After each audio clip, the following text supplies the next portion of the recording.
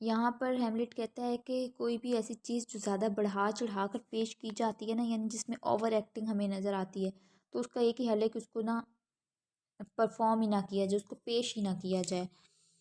तो तुम लोग ने बिल्कुल नेचुरल वे में परफॉर्म करना है। वो कहता है कि अगर तुम लोग ओवर एक्टिंग करोगे या फिर चीज़ों को अधूरा छोड़ दोगे, तो फिर जिन लोगों को समझ नहीं आ रही होगी ना, वो तो तुम पर हंस देंगे। बट जिनको तुम्हारी बातों की समझ आ रही होगी, उन्हें बहुत ही तकलीफ़ महसूस होगी, बहुत ही दुख महसूस होगा कि तुम लोग कर क्या रहे हो। ठीक है, मतलब सेंसेबल पर्सन्स जो होंगे, जो लोग होंगे, उनको बड़ी तकलीफ़ होगी, और जिनको समझ नहीं आएगी वो तो ऑब्वियसली तुम लोग पे हंस ही देंगे। वो कहता है हैमलेट यहाँ पर कि मैंने ऐसे लोगों को भी परफॉर्म करते हुए देखा है कि जिनको कख बिल्कुल कुछ नहीं आता होता, लेकिन लोग जो हैं, ऑडियंस जो है, उनकी बहुत तारीफ़ करती है।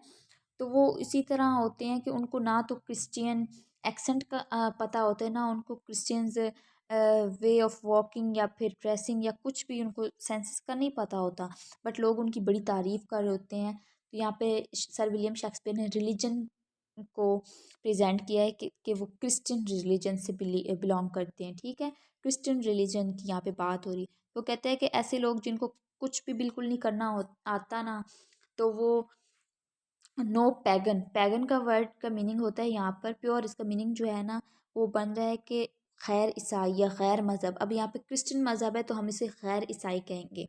ठीक है, पैगन का मतलब है खैर मज़हब, तो यहाँ पे क्रिश्चियन का मज़हब है तो हम इसे कहेंगे खैर ईसाई।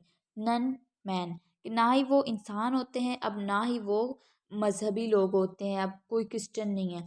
वो कहते हैं कि ऐसे लोग, भिढ़ंगे लोग जो हैं, वो उन्हें कुदरत के कुछ ऐसे कारीगरों ने बनाया है और बिल्कुल ठीक से नहीं बनाया।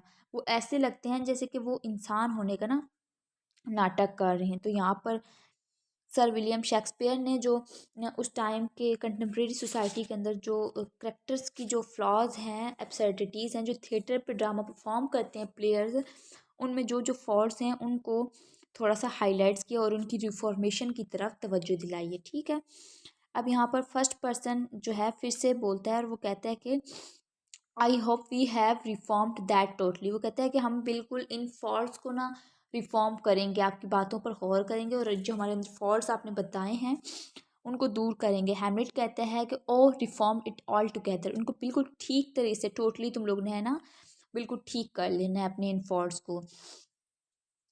वो अपने इन लोगों को भी समझा और वो कहते हैं कि अपने उन लोगों को भी समझा देना जो हंसाने का काम करते हैं ना, मतलब वो ऐसी एक्टिंग करते हैं जिनसे लोग जो है ऑडियंस हंसेगी। तो ऐसा ना हो कि वो लोगों को हंसाने के बजाय साथ में खुद भी हंस रहे हों, तो इस तरह से बहुत ही बुरा हो जाएगा।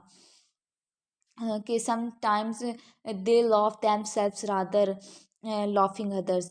तो ऐसा कुछ होता मैं देखता हूँ कि बाज़ औक़ात लोग जो हैं वो खुद पहले हंसने शुरू हो जाते साथ, फिर ऑडियंस को हंसने का मज़ा नहीं रहता। मतलब कि तुम में से कुछ लोग ऐसा करते हैं कि खुद ही हंस पड़ते हैं और उन लोगों को भी हंसा देते हैं जिन्होंने कुछ मुशाहिदा करना होता है या क्वेश्चनिंग या क्विज़ वगैरह करना होता है ऑब्ज़र्व करने के बाद, तो वो उनको भी कंफ्यूज कर देते हैं।